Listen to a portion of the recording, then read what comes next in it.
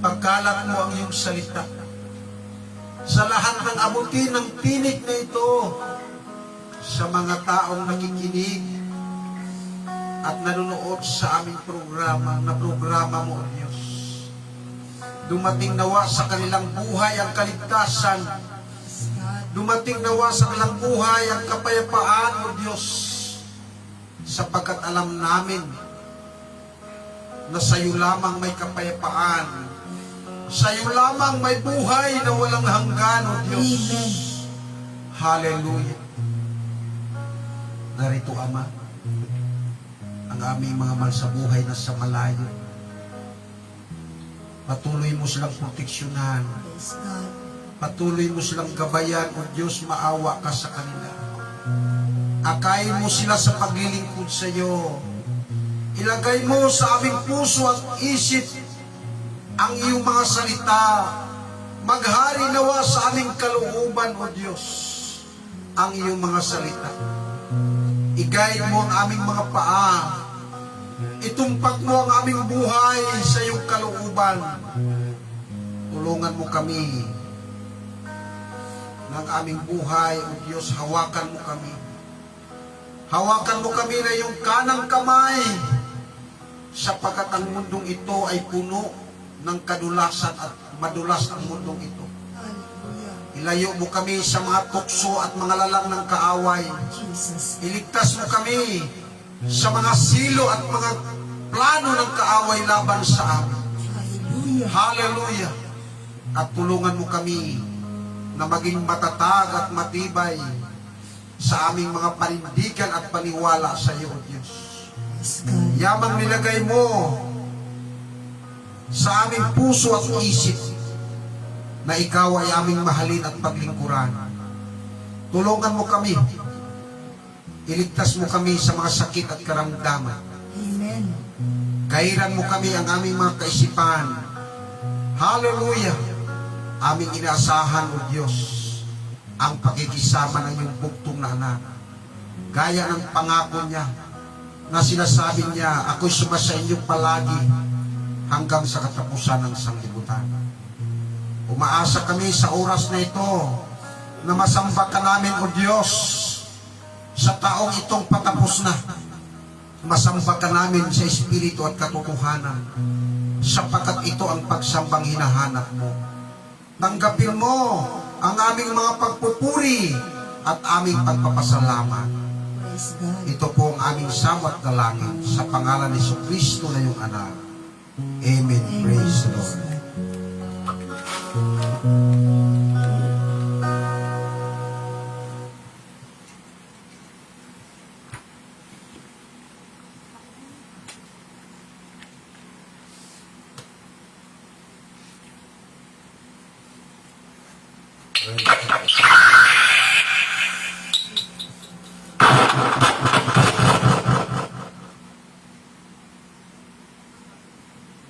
Purihin ang Panginoon. Hallelujah. Yun ang sinabi ni Job. Sa lahat ng kanyang kapighatian sa buhay niya, pinuri niya at niluwalhati niya ang Diyos. Sapagkat lahat ng bagay ang may-ari ang Diyos. Purihin ang Panginoon. Sundan niyo ako sa ating pagbubulay ng mga salita ng Panginoon. Dito sa ating scripture kanina sa ikalawang Pedro 1, versikulo 10. Kaya mga kapatid, lalong pagsikapan ninyo na mapangapanatag kayo sa pagkatawag at pagkahirang sa inyo, sapagkat kung gawin ninyo ang mga bagay na ito, ay hindi kayo mga titisod kailanman. Purihin ang Panginoon. Dito binanggit ang pagkatisod. Ang pagkatisod, isa ito sa paraan na ang isang tao tumigil sa paglilingkod sa Diyos. Bakit? Mayroon siyang tinatawag mga kadahilanan sa kanyang paglilingkod. At hindi na siya makapagpatuloy pa.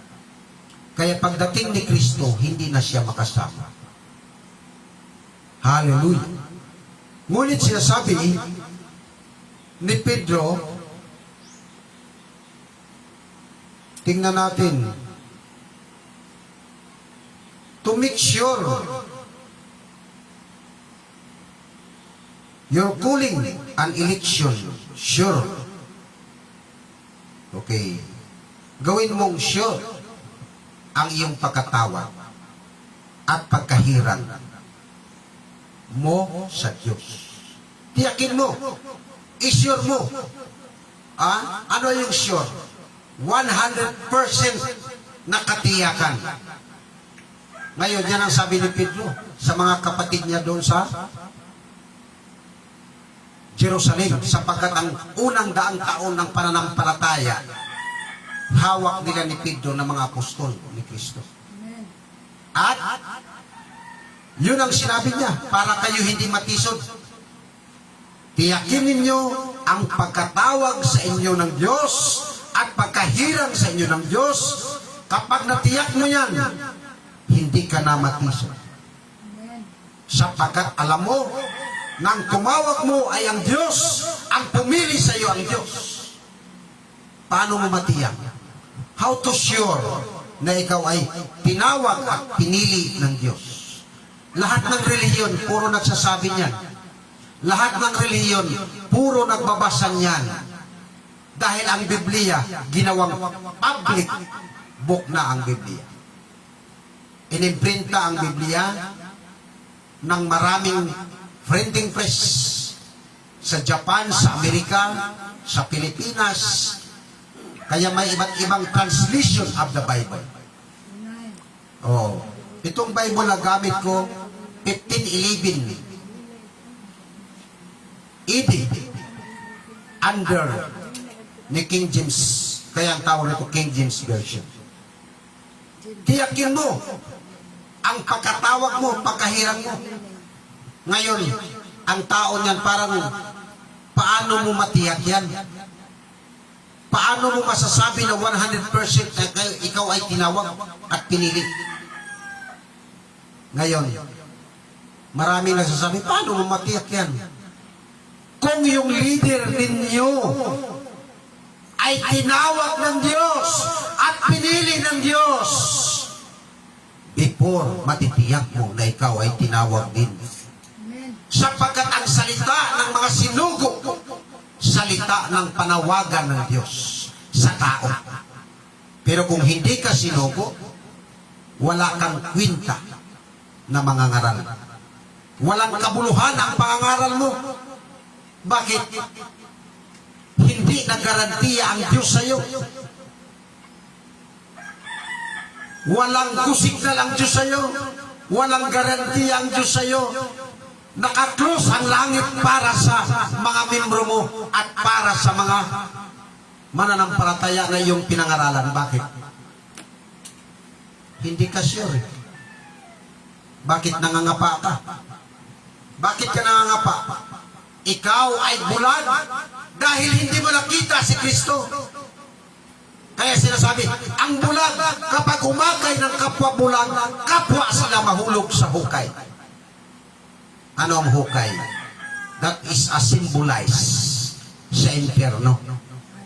Dahil ang impyerno, tinatawag itong bottomless pit. Hukay na malalim. Na ang lalim nito, under sa mga paniwala at belief approximate ng mga historian, ng mga Grigo, sinasabi, ito ay 11,300 meters ang lalim. Ito ay tinatawag Hadil Benediction. Nasa pinakababa nito may apoy at sa itaas mayroong isang lugar na walang apoy, na hadil sa dalawa ayon sa explanation ni Jesus Christ doon sa Lucas 16. Ito ang tinatawag the intermediate state of man. Ito ang kalagayan ng mga taong nangamatay. Yan ang explanation ni Jesus Christ. Ang paniwala ng mga na unang mga relihiyon. Kapag namatay ang tao, ang kanyang kaluluwa at espiritu nandyan lang sa bahay. Kaya dyan sa bahay na yan, 4 na ang namatay, 4 na ang nagmumulto. Yan ay isang paniwala, isang haka-haka at kuro-kuro na walang ebidensya at walang proof, walang patunay. Ang tawag yan, mga presumption. Mga paniwalang katha ng isip ng tao, yan ay hindi kinaluguran ng Diyos. Kaya ang mga sumasamba sa utos ng tao, wala silang puwang sa puso ng Diyos. Kaya sinasabi ni Kristo, walang kabuluhan ang pagsamba niyo sa akin ng pinakaturo at aral, utos lamang ng tao. City ng Marcos yan. Mula City hanggang Nueve. Winalang kabuluhan ninyo ang utos ng Diyos at inyong pinanghawakan ang mga saling-saling sabi ng tao. Bakit? Naniwala sila sa mga pamanhiin. Yung mga pamanhiin. Pag December 31, bumili ka ng bilog na mga prutas. Pero nakita ko yung mga bumibili ng mga bilog na prutas, mga patay na sila. Bakit kaya? Lahat ng mga naghahanda-handa dati ng mga bilog na prutas na kilala ko, sumakabilang buhay na. Ano ang paniwala na hindi ka mamatay? Bagaman ang tao mamamatay dahil may katawan. Itong katawan natin, ito ang tinatawag na mortal body. Sabi ni Kristo, ang sumampalataya sa akin ay hindi na mamatay. Ang buhay na sumampalataya sa akin, hindi na mamatay magpakailanman. Nagalit sa kanyang mga Hudyo.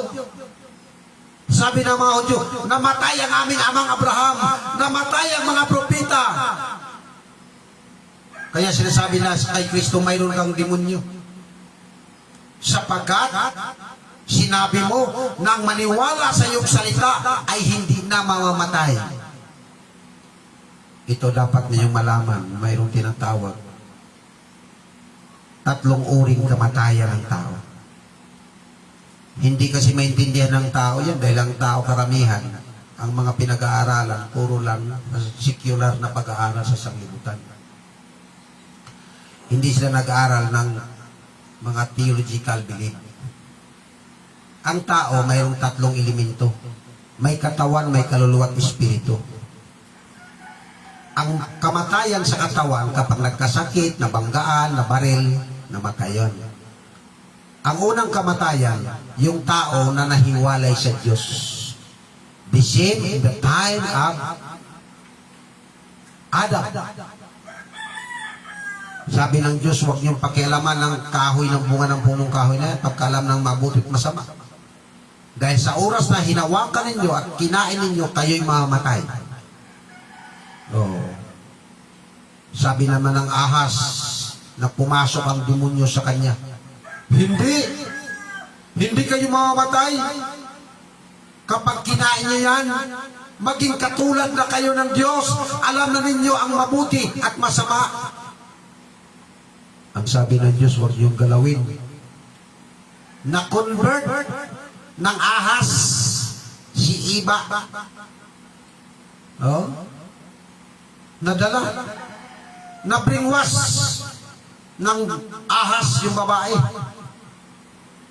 Naniwala siya na hindi sila mamatay kundi maging gaya ng Diyos.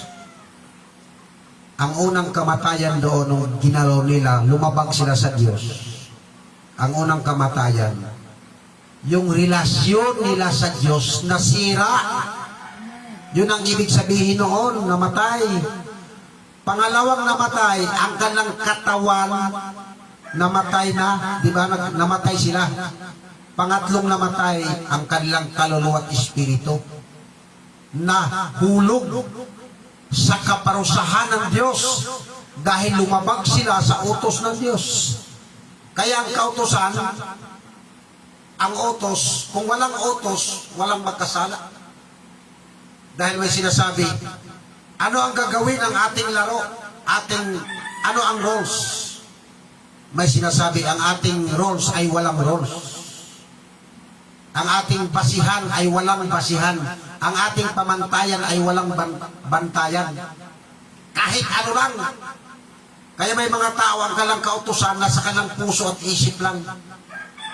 O bagaman ang Diyos nagbigay kautusan sa mga Hudyo upang sila ay ikulong sa kautusan at dalhin kay Kristo. Dahil alam ba ninyo ang kautusan?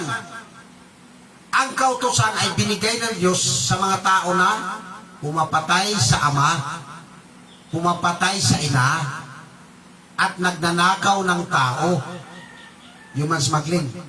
At saka, sa mga taong bayulinti, sa mga tao na mga walang takot, kaya nagbigay ang Diyos ng kautosan, utos. Oo, pero ngayon sa ating panahon, hindi ang kautosan ang tinuro sa atin ng Diyos, bagaman ang kautosan na natili. Ibinigay ng Diyos ang kanyang espiritu sa atin upang sa atin magturo, magpaalala ng mga bagay ni Kristo na sinabi ni Kristo at tagapagpigil sa atin na hindi tayo gagawa ng masama. Tagakurik sa atin, protektor sa atin. Yan ang trabaho ng Espiritu. Balik tayo sa ating topic. Paano matitiyak at masyur na isang tao ang kanyang pagkatawag na siya tinawag talaga ng Diyos at hinirang talaga ng Diyos? Paano ba masyur niya? Para hindi ka na matisod? Ito yan.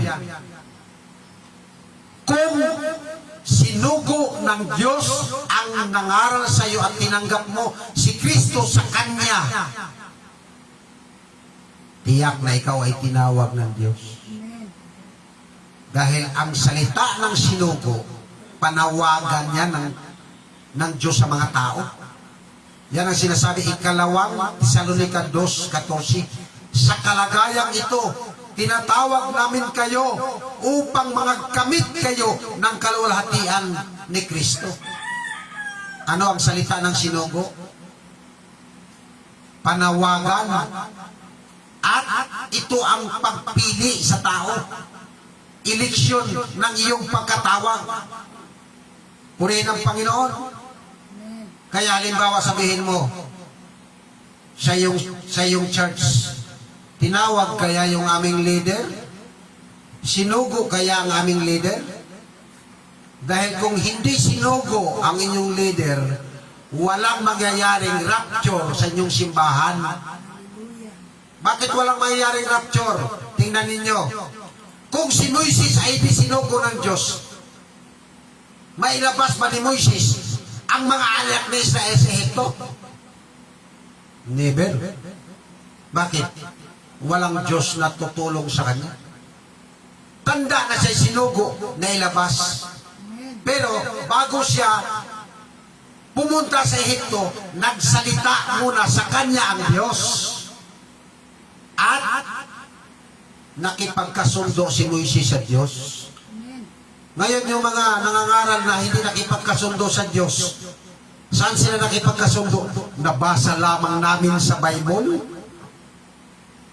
Hanga din ako ng mga tao yan. Ang bilis ng obedience. Ha?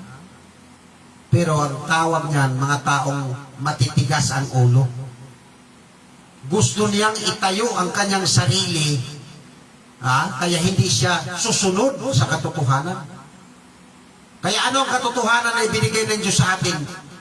Yan ang magpapatibay sa iyo.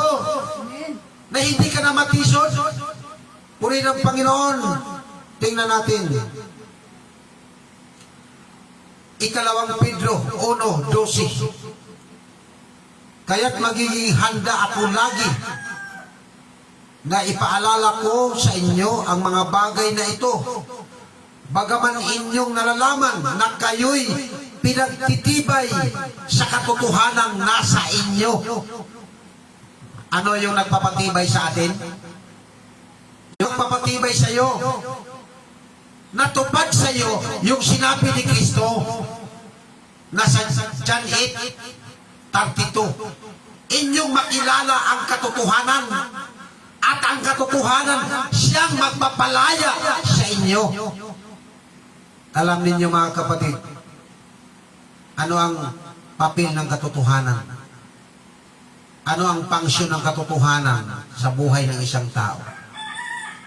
Maging mapanatag ka, lalo na kung nalaman mo na yung leader mo ay totoong sinugo. Na ang salita ng Diyos, tunay at totoo, siya ang tagadala ng salita ng Diyos.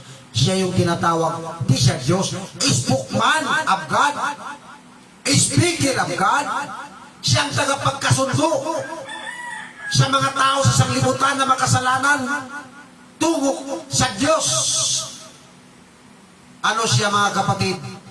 Siya yung nag-aayos ng gusot sa tao at sa Diyos. Ang kanyang salita. Purihin ang Panginoon.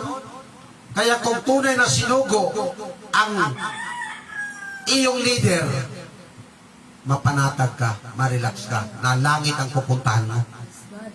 Pero kung ang leader mo, sabihin mo, nakita mo ba si Kristo? Hindi. Sagot, walang nakakita sa Diyos kailanman. Walang taong nakakita kailanman sa Diyos. Magaling yung bersikulo mo, pre. Ha?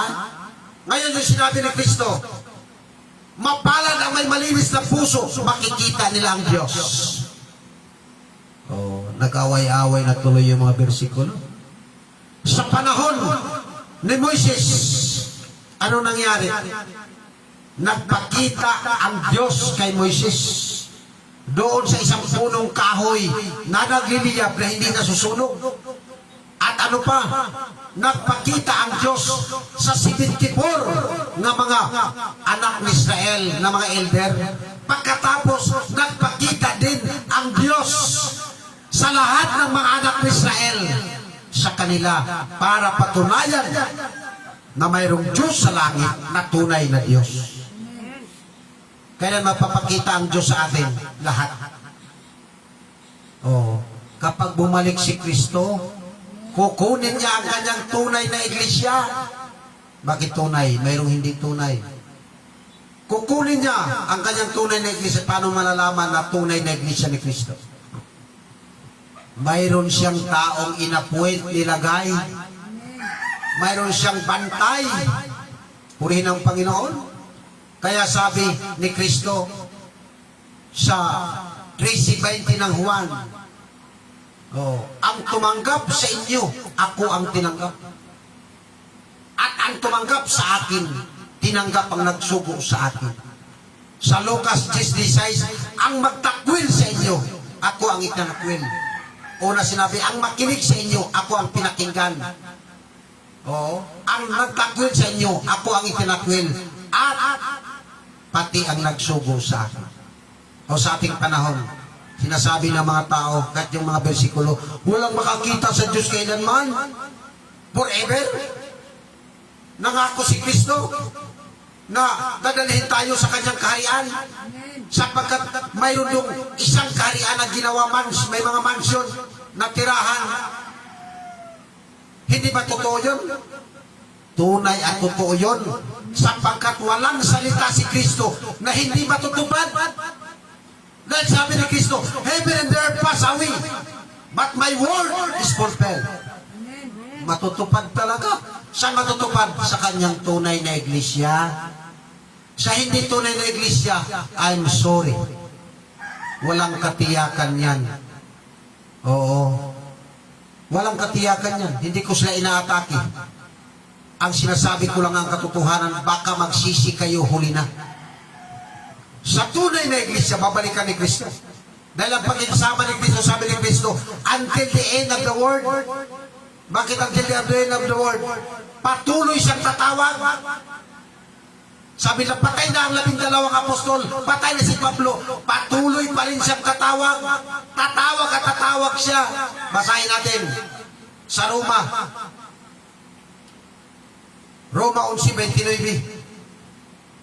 Na ito'y nagsasabi na patuloy siyang tumatawag. Ang mga kaloob at ang pagtawag ng Diyos ay di nagbabago. Oh. Tingnan natin ang sabi, sapagkat ang mga kaloob at ang pagtawag ng Diyos ay di nagbabago. Oh. Ngayon ang tanong, bakit ang Diyos patuloy tumatawag? Hindi na lang niya pabayaan na lang niya yung mga tao na magsasalita na lamang kung ano-anong salita. Oo. Tatawag ba talaga ang Diyos? Opo. Okay. Bakit siya tatawag? Upang ipagpatuloy ang kanyang mga salita. Oo. Tumatawag siya upang ipagpatuloy. Hallelujah. Okay. Roma 9:28. Bakit ang Diyos patuloy tumatawag upang maglagay sa kanyang iglesia ng mga leader na mamumuno? Sagot. Roma 9:28. Sapagkat isasagawa ng Panginoon ang kanyang salita sa lupa at tapusin at paikliin. May purpose ang Diyos. Bakit patuloy tumatawag? Sapagkat isasagawa ng Panginoon ang kanyang salita sa lupa. Ano ang trabaho ng mga sinugo? Spokesman of God. Patuloy siya magtatawag para ang kanyang salita isasagawa niya sa buong lupa. Dahil ang sabi ni Kristo, ako'y sumasa inyo palagi hanggang sa katapusan. Kung halimbawa, asahan mo na si Pablo lamang o si Pedro ang mga apostol, ilang taon lang sila. Bagaman sila'y pinagpapatay, pinagpapako sa cross, sinunog, pinugutan ang ulo, pinakain sa leon. Noong panahon ng Inquisition, ilan ang namatay na mga tao na mananampalataya sa buong mundo? 60 million katao pinatay noong panahon ng Inquisition. Sinong pumatay sa kanila? Mga religious group. Pinapakain sa leon, pinugutan ang ulo noong panahon ng Inquisition. Ngayon, balikan natin. Makikita ba talaga ng mga anak ng Diyos ang mukha ng Diyos at ng Panginoong Jesucristo? Opo. Kaya ako naka-encounter ako ng bilib na never makikita ang Diyos magpakailanman. Wala talagang Diyos makikita. Ha? Anong klaseng bilib yan? Paniwala yan. Masyado walang kwintang bilib. Dahil wala daw talaga makikita sa Diyos magpakailan-kailan pa man. Anong ibig sabihin ang Diyos? Para lamang katang-isip lang ang Diyos sa inyo. Napakamaling paniwala, napakabugtok na paniwala. Okay, tingnan natin na makikita ang Diyos. Apokalipsis 22, versikulo 3 hanggang 4. At hindi na makakaroon pa ng sumpa. At ang luklukan ng Diyos, nandiyan na, at ng Kordero, o sino yung Kordero? Si Kristo, ay naroon. At siya'y paglilingkuran ng kanyang mga alipin. 4, at makikita nila ang kanyang mukha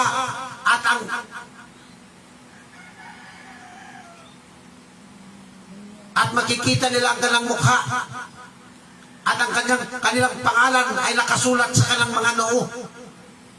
Sipin mo yan? Ano yung bilib pala ng maraming mga maling paniwala?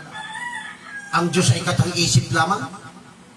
Sabi ng isang teacher sa isang college school, Pastor, walang Diyos. Ha? Sabi ko, walang Diyos?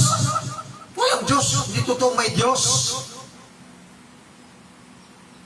Yan ang bilib ng mga atheist. Walang Diyos. Ba't nabubuhay ka na walang Diyos, na ang Diyos na siyang bumubuhay sa'yo?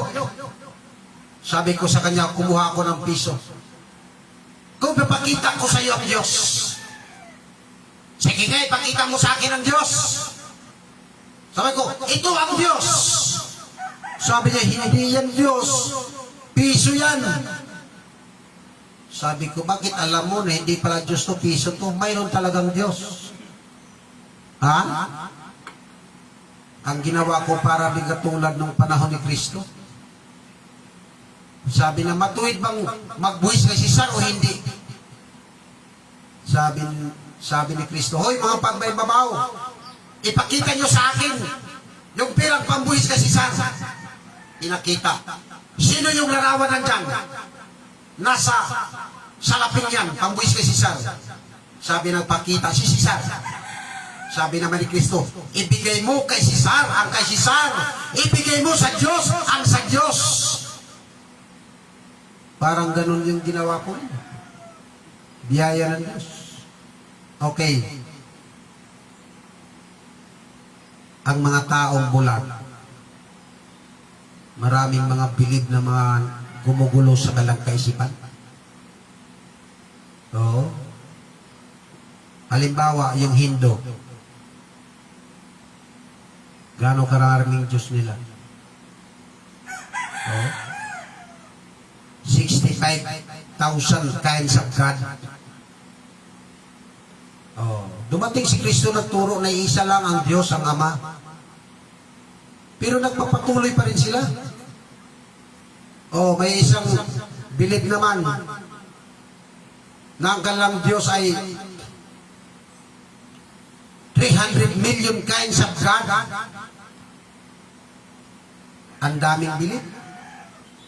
Tama yung sinabi ni Pablo. Ang makakilala sa tunay na Diyos, siya lamang may buhay na walang hanggan.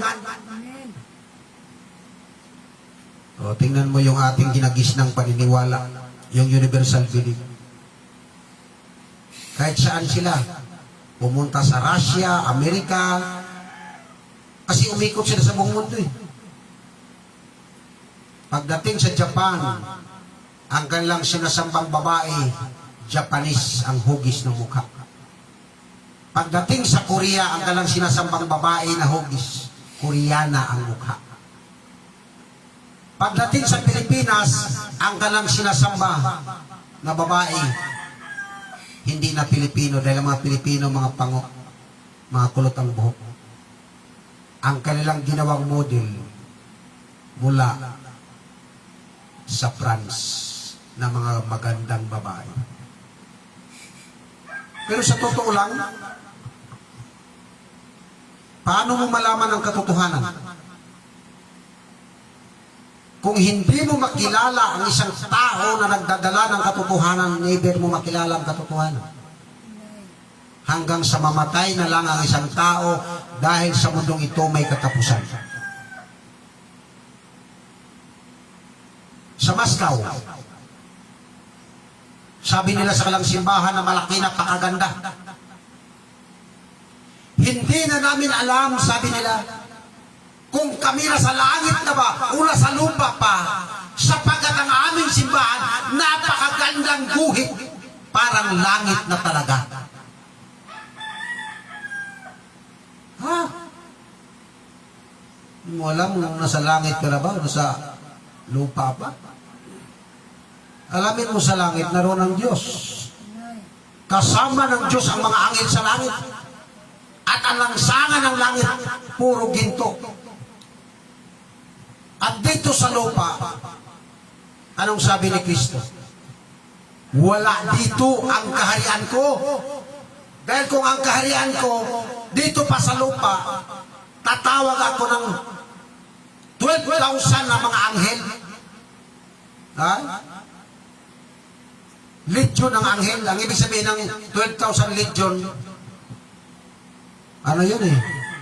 144,000 na mga anghel na siyang aatake sa lupa para patayin na ipakipaglaban si Kristo. Sabi ni Kristo, kung dito ang aking kaharian, ipakipaglaban ako ng aking mga sundalo. Bakit siya ang kaharian ni Kristo? Nasa langit. Yung sinabi ni Kristo na dumating nawa ang kaharian mo, sundin nawa ang kalooban mo. Oh, sabi ni Kristo, ang kaharian ko sa lupa,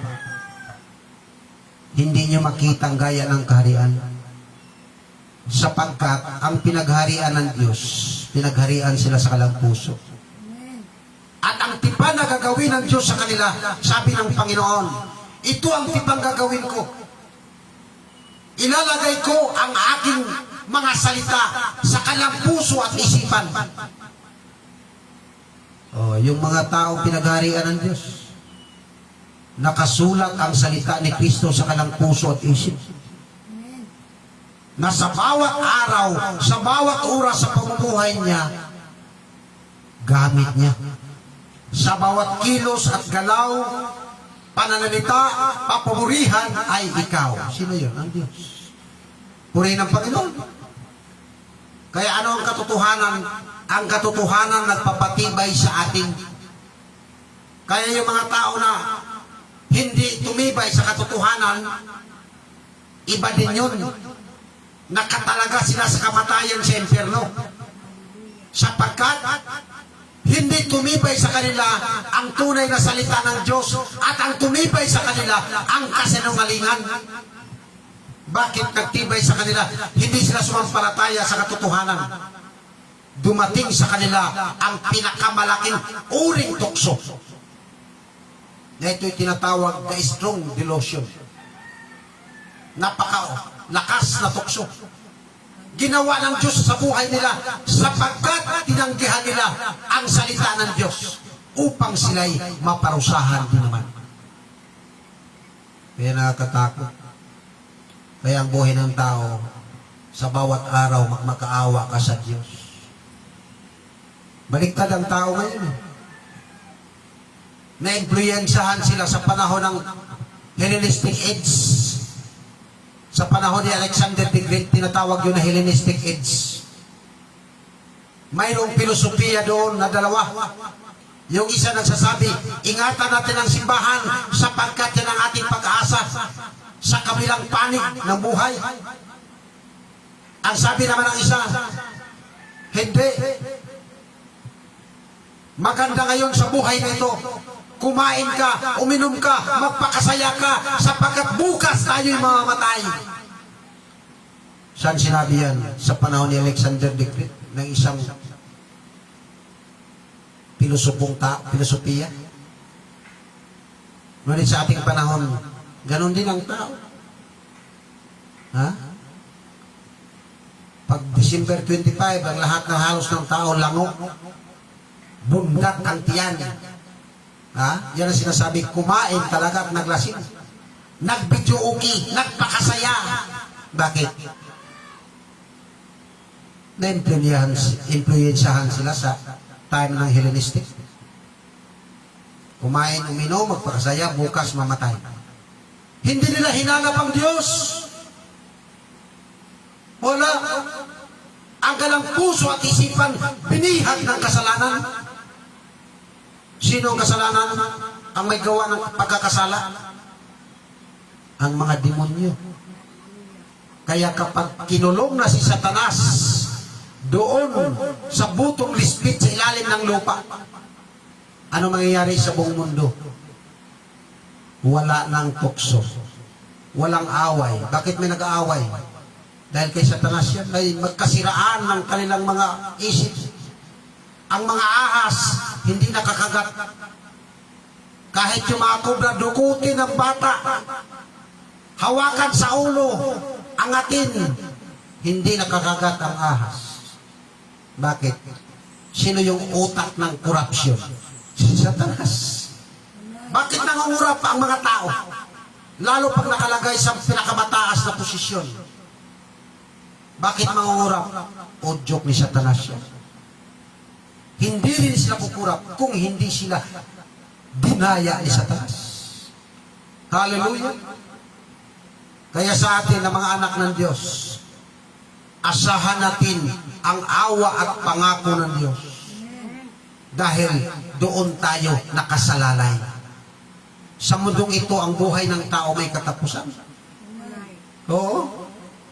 Alam niyo doon sa paniwala sa Babylonia. Oo, Babylonia. Mayroon silang 4 na Diyos. Oo. Yung isang Diyos ang kinatakutan na sa lahat. Oo. Sinigrit. Sapagat yung Diyos na yan, yung Diyos ng kamatayan. Hallelujah. Oo, grabe. At yung kanilang paniwala sa Babylonia, yan ang Iraq ngayon. Ang tawag noon sa old time, Babylonian. Babylonia. Oo. Ang ibang katawagan yan, Assyrian. Oo. Ngayon, yan ang Iraq. Ang kalang bilib, mayroong 4 na Diyos. Diyos sa araw, Diyos sa hangin, Diyos sa karagatan, Diyos ng kamatayan. Oo. Ngayon sa atin, ano yung ating bilib? Naniwala tayo sa sinabi ni Kristo. Converted tayo ni Jesus Christ. Hindi tayo na-convert kung saan-saan bilib. Hindi tayo na-convert kung ano-ano mga paniwala. Ating iningatan sa ating puso at isip ang sinabi ni Kristo. Na mayroong isang Diyos lamang ang Ama na buhat sa Kanya ang lahat ng bagay at tayo'y sa Kanya. May isang Panginoon lamang, ang Panginoong Jesucristo, na siya sa atin tumubos sa ating mga kasalanan, na dapat tayo lumakad sa mga daan niya. Tingnan natin mga kapatid, ang nasa Korinto. Unang Korinto, tingnan natin. Ito ang itinuro ni Kristo kay Pablo. Oh. Unang Korinto 8.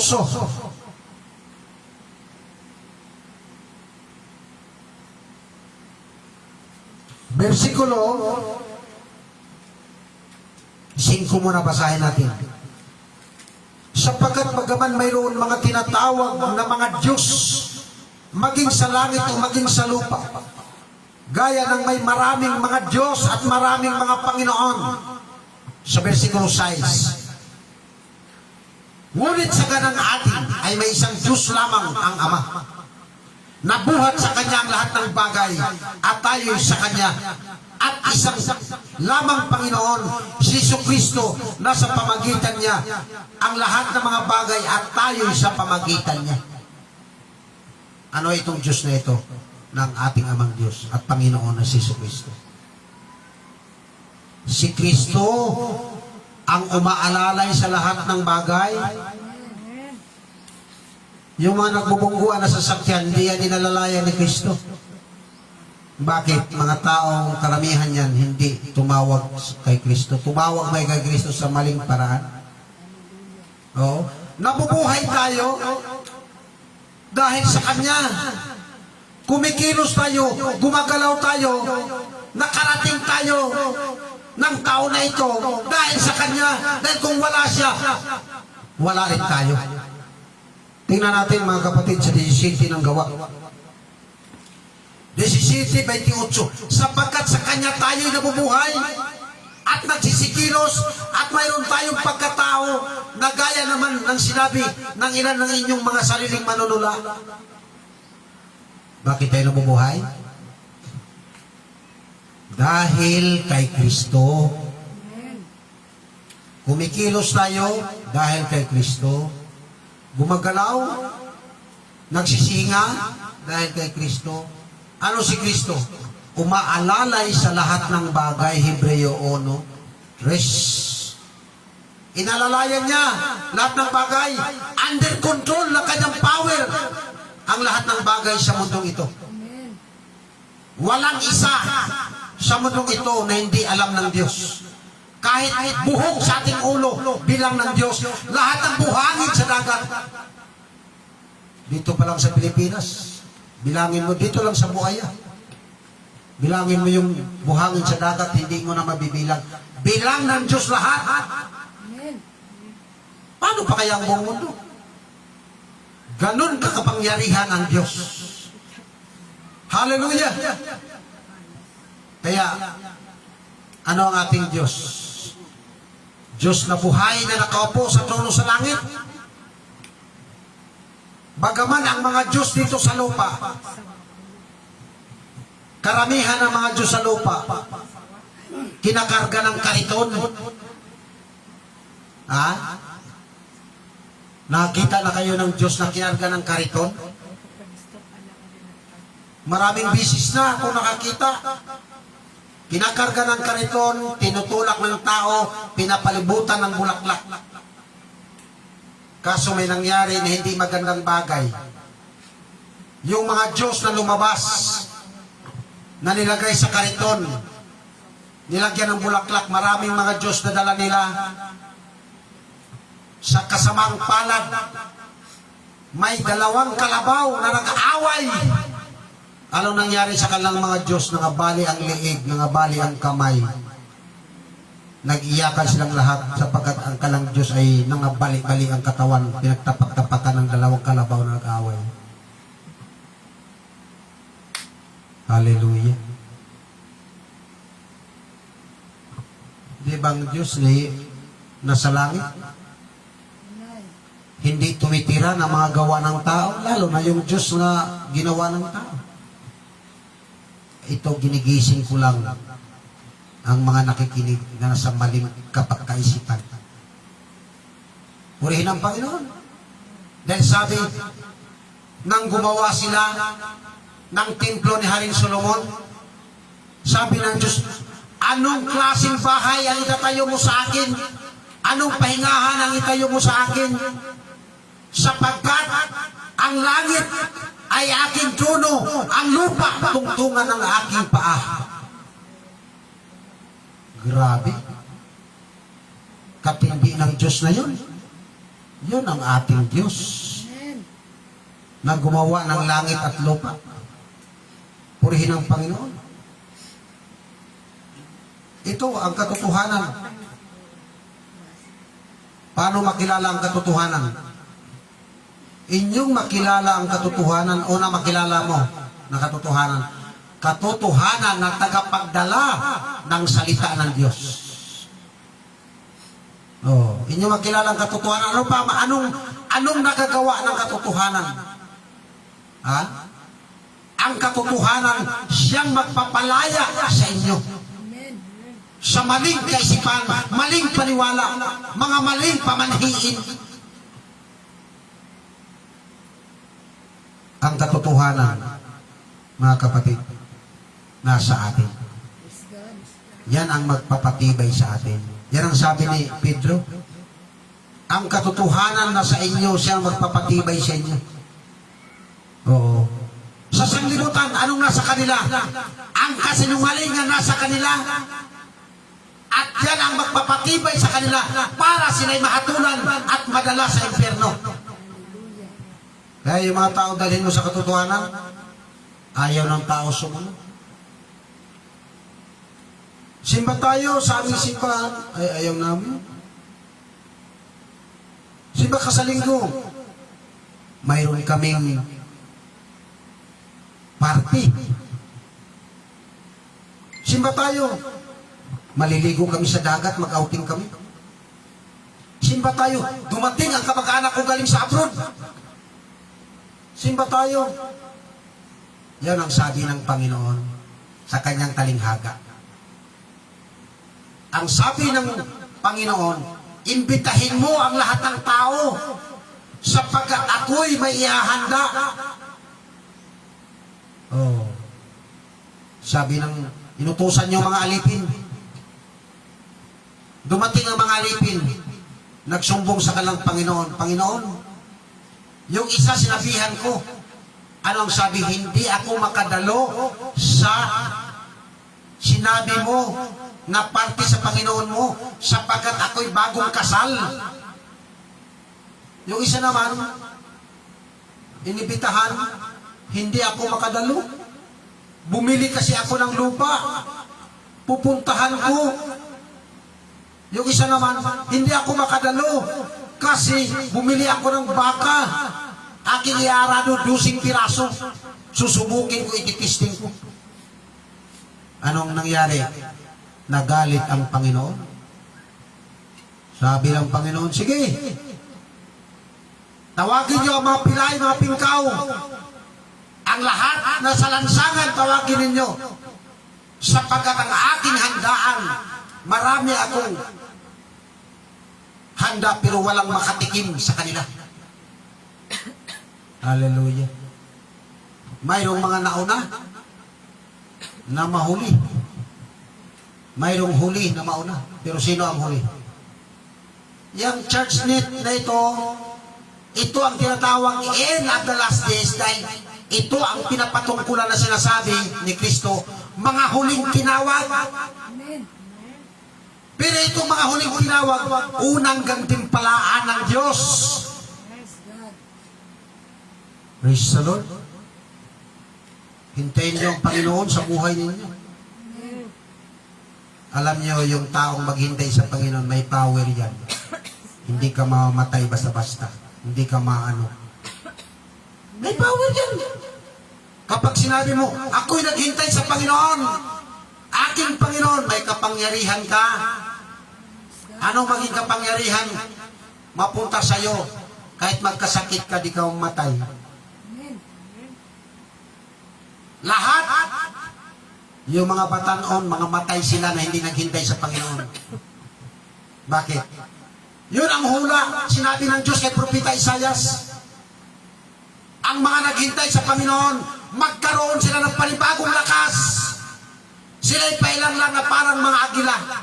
Magsisitakbo, hindi sila mapapagod. Ngunit ang mga kabinataan, na hindi sila sincero, hindi sila lubos na naghintay sa Panginoon, wala silang pakialam sa Panginoon. Mga matay sila.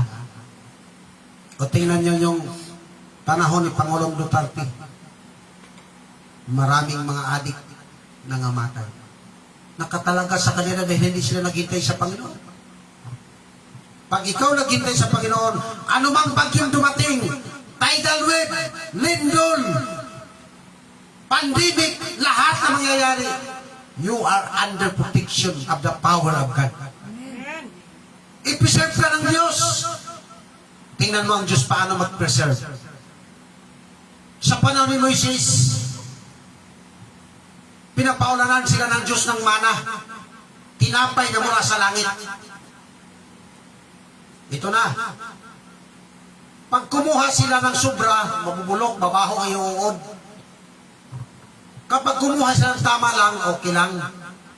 Pag araw ng Biyernes, sinasabi ni Moises, kukuha kayo ng pagkain para sa Sabado, para pagkain ninyo. Nakapagtataka, hindi nabubulok, hindi inuod, hindi bumabaho. Napipreserve siya. Sunod, sabi naman ni Moises, kukuha, sabi ng Diyos, kukuha ka ng tinapay, mana, ilagay mo sa altar.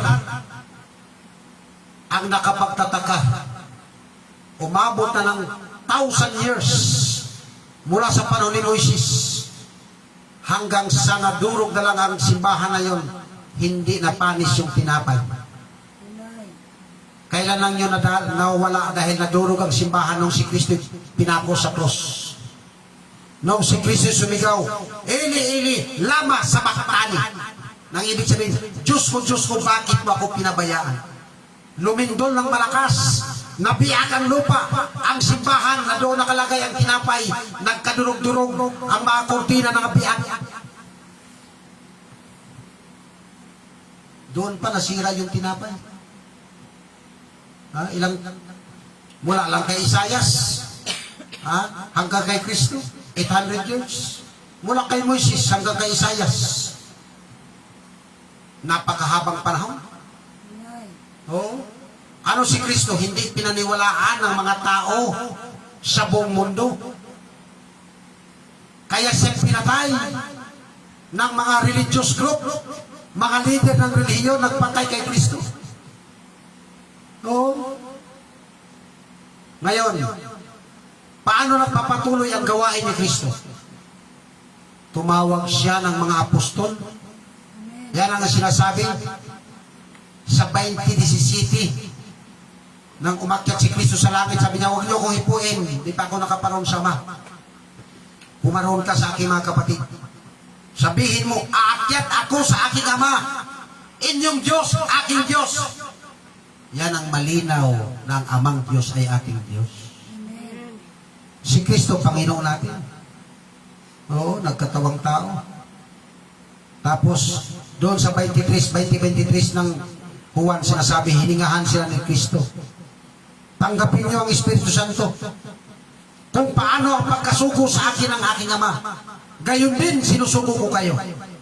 Ibig sabihin, nagpapatuloy. Amen. Nung namatay ang mga apostol na unang sinugo, sinabi sa Juan, sa Roma 11:29, ang mga kaloob at ang pagtawag ng Diyos ay di nagbabago.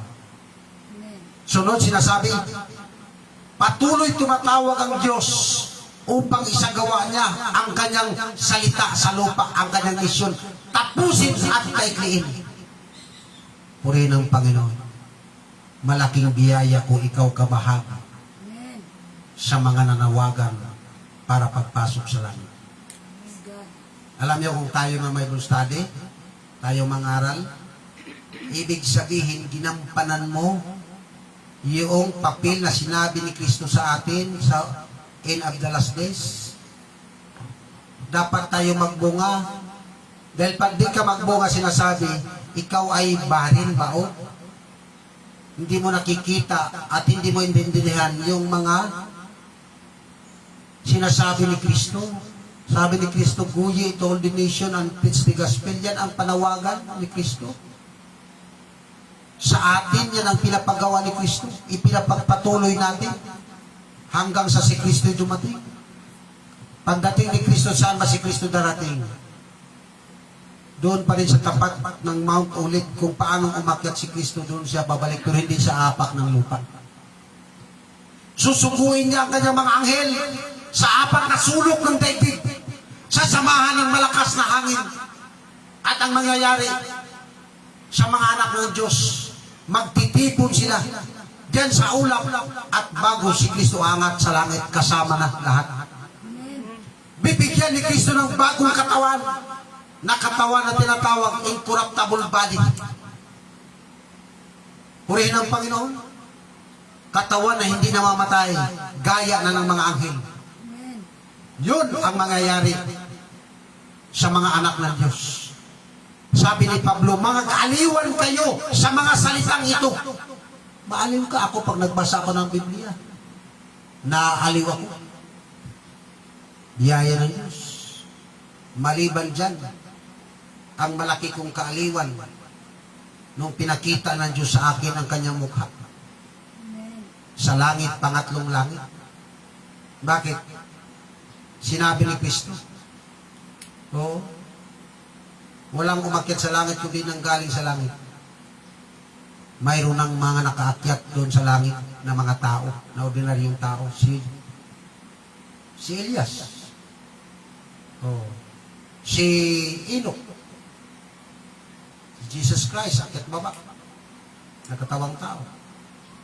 Si John Dibilag. Nagpasalamat ako sa Diyos. Nakasama akong nakakyat sa langit. Amen. Yun ang tunay na iglesia. Mayroon kang 100% kapanatagan na ikaw yung tinawag ng Diyos.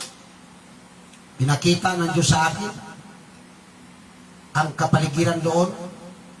May kulog at kidlat at pumuputok. Ano pa? Pinakita ng Diyos sa akin sa ibang pagkakataon ang kanyang mga ministro na mula sa hangin ginawa niya at sa liyab na apoy.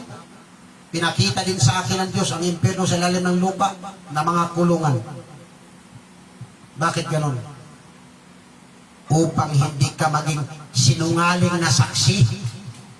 Dahil ang pagtayo sa panig ng Diyos, sasaksiyan mo ang mga bagay na ipapakita ng Diyos. Ang tawag yan, eyewitness. Oh. Sabi ni Pablo, ni Pedro, kami mga saksing nakakita ng kaluwalhatian ni Kristo. Sinakyan na ibang reliyon.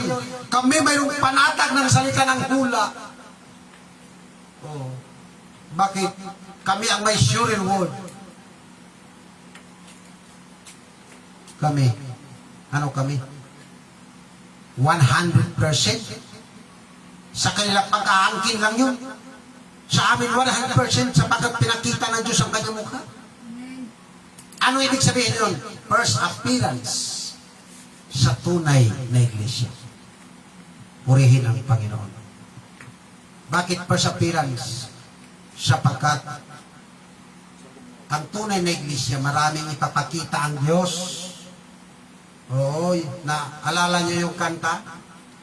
Tumawag ka at ako'y sasagot sa iyo. Tumawag ka at ako'y sasagot sa iyo. At ako'y magpapakita ng mga bagay na di mo pa nakita. Paano yung mga leader ng reliyon na walang nakitang mukha ng Diyos? Walang nakitang anghel? Walang nakitang langit? Yun ang sinasabi, nabubuhay sila sa walang pag-asa. Umasa sila sa mundong ito. Ang kalang katuwiran, ang aming simbahan, parang langit na. Ang aming simbahan, maluwalhati na, marami na. Pero lahat ng bagay, dito sa lupa ang sinasabi ng Diyos. Lahat ng bagay may katapusan. Ha? Sapagkat ang sino lang hindi maluluma. Si Jesus Christ lang. Jesus Christ the same. Today, yesterday, and forever. Ang mga tao, mga magaganda, mga gwapo, mga artista. Halimbawa, yung mga gwapo dati sila ni Dolphy, mga patay na sila. Ha? Yung gwapo dati nagdala na ang probinsyano, Mirando po, patay na sila. Yung magaling na singer, si Whitney Houston, patay na. Kobe Bryant na sikat, patay na. Sa mundong ito, lahat may katapusan. Ang manatili lamang na hindi matatapos, ang mga anak ng Diyos. Dahil ang buhay na ito, tutubusin ka ni Kristo. Ang unang pagpalito ni Kristo ang tinubos, ang iyong kaluluwa at espiritu kapag sumampalataya ka. Sa pagbalik ni Kristo, yun ang tinatawag, the complete redemption of God to the people. People of God. Kumplito na. Katawan, kaluluwa, espiritu. Hindi ka na mamatay. Kahit tumatagos ka na lang sa mga pader, gaya ka na lamang ng anghel. Yun ang napakatindi. O ngayon, ang mga tao, may kamatayan. Kaya pagbalik ni Kristo, yung tinatawag complete redemption na. Ang lupa, umiiyak sa paghintay kay Kristo. Ang lahat ng kalikasan umiiyak, nagdaramdam sa paghintay kay Kristo. Nagtitiis. Ganon din ang mananampalataya, kailangan mo magtiis. Dahil pag hindi ka magtiis, hindi ka makabahagi sa paghari ni Kristo. At hindi ka maging hari. Magtiis ka, pag-aralan mo ang mga salita ni Kristo. Dahil sabi ni Kristo, mag-aral kayo tungkol sa akin, sapagkat ako'y maamo, mapakumbabang puso, masusumpungan ninyo ang kapahingahan ng inyong kaluluwa. O, tingnan mo, ang kaluluwa ng tao, walang kapahingahan. Ginaganawang negosyo ng mga relihiyon ng kaluluwa. Salitang kaluluwa, malaking negosyo. O,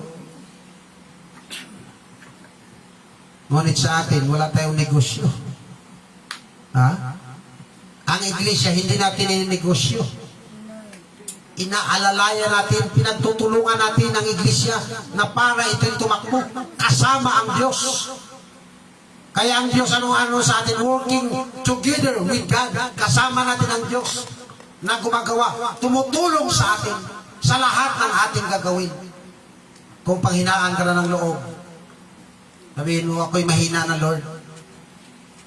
Tumawag ka sa Panginoon, papalakasin ka niya. Anong gagawin mo?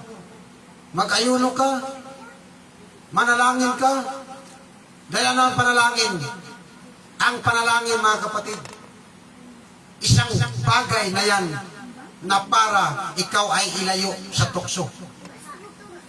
Ang pagtalikod sa Panginoon, tukso yan. Kasi ang prayer, prevention of temptation. Kaya sabi ni Kristo, magsipanalangin kayo upang kayong huwag magsipasok sa tukso. Ang espiritu sa katotohanan may ibig na tapat mahina ang laman ng tao. Oh, ito 2024 matatapos na. Very memorable sa araw na ito yung mga nakinig at sumamba. Bakit? Alam ba ninyo na sa bawat buong isang taon, 12 months sa isang taon, 365 years out of this at ayun. Maraming tao na hindi makakumpleto yan. Ha? Marami na hindi makakumpleto. Bakit? Nagwakas na ang kanang buhay. Sa simula ng taon, pasimulan mo ang lahat sa Diyos. Dahil ano ang tao? Saan ba ang tao nagsimula? Nagsimula ang tao sa Diyos. Kaya sa mabuhay at sa mamatay, maglilingkod ka sa Diyos na tunay. Pero maglilingkod ka sa Diyos sa sinungaling, kawawa ka. Bakit kawawa ka? Umaasa ka pero wala pala. Oo. Ang pangako sa kanila, langit. Oo. Pero pala, pagkamatay lang, bakit papunta tayong impyerno? Di ba langit ang pangako ng ating leader? Alamin mo yung itinuro ng leader ninyo kung papasok ba talaga ng langit. Dahil ang itiniro ng leader ninyo, yung sinasabi, magdala kayo ng mga ganitong larawan, ating basbasan. Ang pagsamba sa larawan ay ang kaparusahan papunta sa impyerno. Huwag kayo magalit sa akin. Sinasabi ko lang katotohanan. Kaparusahan ng pagluhod sa larawan, impyerno. Ang bigat ng kasalanan sa pagluhod ng larawan, kasing bigat ng pagpatay ng tao. Bakit sinasabi mo yung pastor? Naawa ako sa mga tao. Huwag kayong magalit dahil naawa ko sa inyo. Oo. Basahin mo ang daming bersikulo sa Biblia. More than ano yan eh. More than 300 ka bersikulo yan. Yung impyerno. Oo, ang langit. 180 lang. Oo, pagkatapos yung sumasamba sa larawan na pupuntang impyerno, ang daming mga bersikulo din. Tapos hindi ka maniwala. Bakit hindi ka maniwala? Matigas ang ulo mo. Hindi ka na kaagad makapasa sa pamantayan ng Diyos. Dahil ang tawag niyan, sons of disobedience. Hindi masunurin. Hallelujah. Ang papasok sa langit, yung mga masunurin. Kaya yung sabi ni Kristo, come to me, all of you. Pag hindi ka lumapit, wala kang party sa langit. Oh, pero kung lumapit ka, sabihin mo, Panginoon, nandito ako. Susunod ako sa iyo. Paglingkuran kita. Mula ngayon, hanggang sa pagpasok sa taon, hanggang sa si Kristo'y dumating. Patapos na yung taon. 2024, patapos na. Oh. Itong 2025, darating. Mas maganda na sa pagdating ng 2025, tinanggap mo na si Kristo sa puso mo. At ikaw ay makaalam ng katotohanan sapagkat ang katotohanan, yan ang magpapatibay sa iyo sa paglilingkod mo sa Diyos. Purihin ang Panginoon. Hallelujah. Tayong lahat ay tatayo. Glory to God. Tayo ay awit sa Panginoon. Ang gustong magkaloob, nandyan yung ating offering box para magamit natin sa ating simbahan sa paglilingkod. Kahit yan sa online, gusto nyo magkaloob sa church na ito, o magbigay kayo. Hanapin lang nyo yung GCash number dyan para makatulong kayo. Pag nakatulong kayo, babalikan kayo ng Diyos. Purihin ang Panginoon. Hallelujah. Dahil ang paglilingkod sa Diyos, may kaakibat na mga pinansyal at pisikal na para iyong paglingkuran ng Diyos. With a grateful heart, deep down to the Holy One, deep down, because He's given Jesus Christ, His Son, and now let the weak say, I am strong.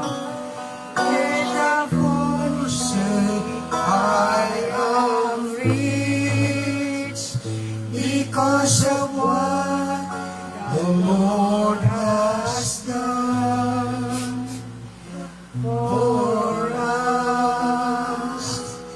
And now let the weak say, I am strong. Let the poor say, I am rich, because of what the Lord has done for us. Give them. Praise the Lord. Hallelujah. Dakilang Diyos na aming Ama, banal at makapangyarihan sa lahat. Salamat sa iyong mga anak na narito. Salamat din sa mga nanood, O Diyos. May mga anak kang nanonood. Kung mayroon pa mang hindi pa na-convert, O Diyos, akayin mo sila sa paglilingkod sa iyo. Salamat din, O Diyos, sa mga kaloob na iyong anak. Linisin mo ito, banalin mo, kasangkapanin mo po ito sa ikalalago ng iyong iglesia.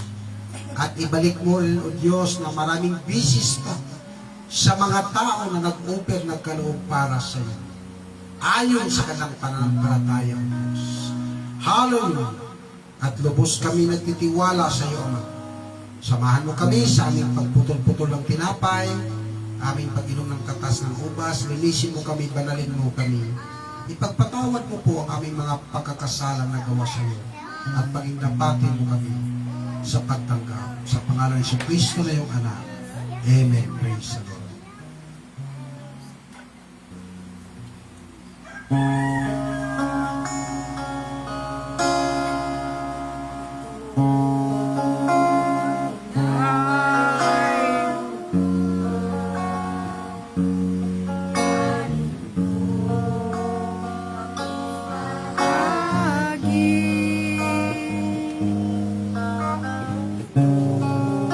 Ang tinapay ng buhay, kanin mo na iisa.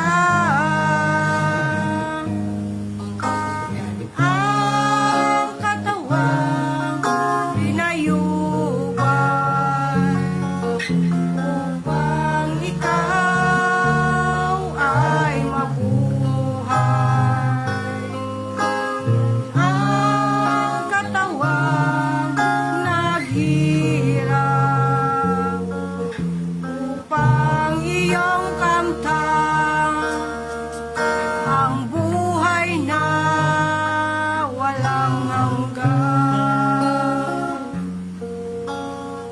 Mga kapatid, hawak natin ang tinapay na walang libadura na sumisimbolo sa katawan ng ating Panginoong Jesucristo.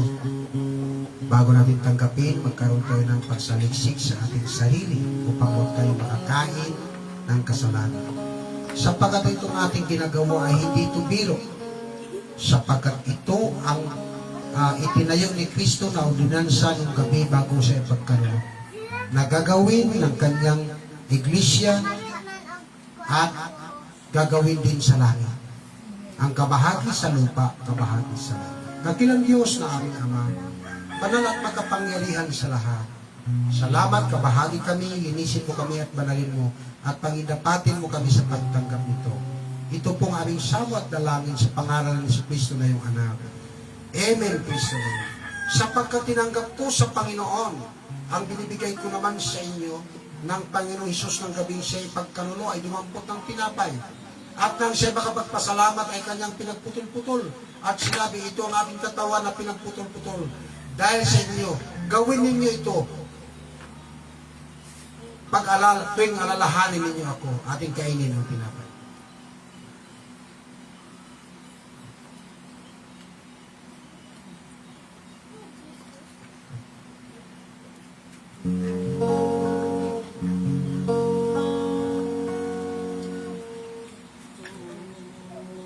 Saro ng bagong tipan, inumin mo, nakihagi. Ito ang saro ng bagong tipan, inumin mo, nakiisa.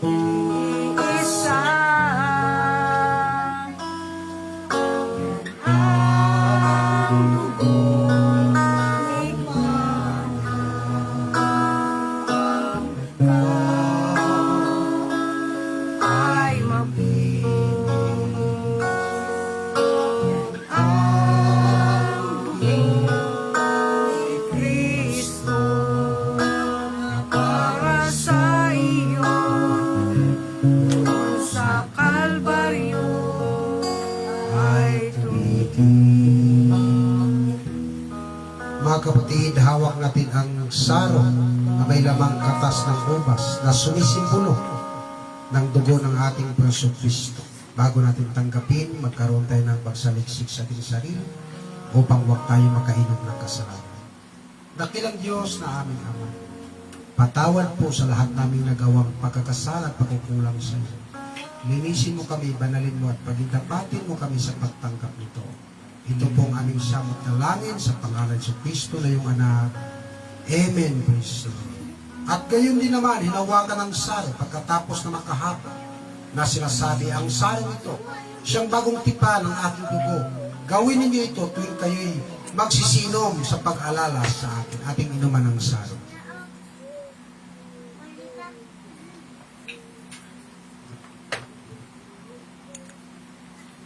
Ang amay Purihan at ng Espiritong Banal ng mga taong nilalang at ng sala sa kalangitan. Amen. Ngayon dun sa mga pag-ingat sa inyo mula sa pagkatisod at siya makapagharap na walang kapintasan na may malaking kalaki sa harapan ng kanyang kalwalhatian. Siya isang Diyos nating tagapagligtas sa pamagitan ni Kristo nating Panginoon. Sumakanya nawa ang kalwalhatian, ang karangalan, ang pagkahari at ang kapangyarihan sa kanunang panahon at ngayon magpakailanman. Siya nawa. Pala mo, O Diyos, aming tinanggap, taglay sa pag-isang, lumani sa iyong pag-ibig, ay siya naming ihayag ay sumanding. Amen. ang biyaya ng Panginoon Kristo at ang pag-ibig ng Diyos at ang pakipisa ng Espiritu Santo suma sa atin nawang lahat. God bless. Tapos ang ating pagsamba. Kawitin natin ang Is I Love You with the Love of the Lord. Magkamayan tayo lahat.